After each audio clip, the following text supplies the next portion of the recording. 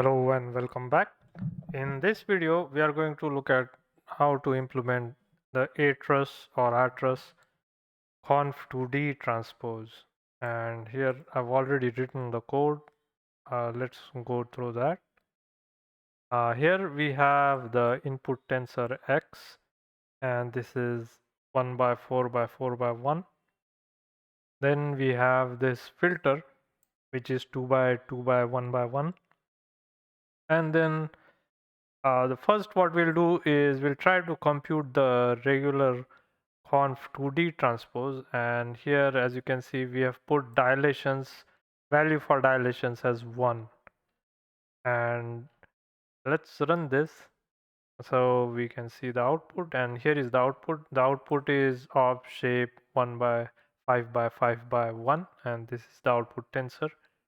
And if you are not aware how the transpose operation works in this case, you could refer to the previous video where we stepped through this in a manual calculation. Next, if we were to use the atrous conv2d transpose, then this is how we would write it. If you go to the docs, this is the input. So we have values, filters, output shape, rate, padding. And that's what we have. We have the value, which is the input x, filters is f.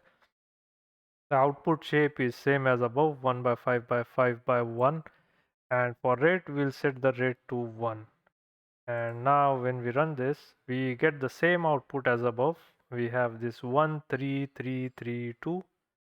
So 1, 3, 3, 3, 2. And the last one is 2, 3 times 3, 1, 2, 3 times 3, and 1. So that works just fine. Now if we try to use a rate of 2, if we use the rate of 2 here, then we can change the output shape to, let's say, change the output shape to 6, 1, 6, 6, 1, and that's how the dilation would work with step of 2.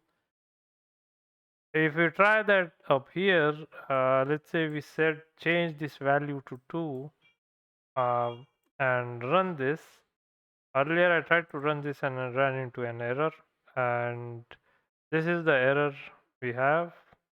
Current CPU implementations do not yet support dilations rates larger than 2. And if you try to Google this error, I tried that and it takes you to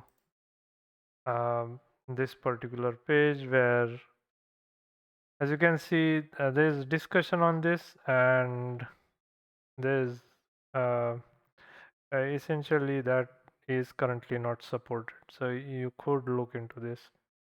So that's what we have for the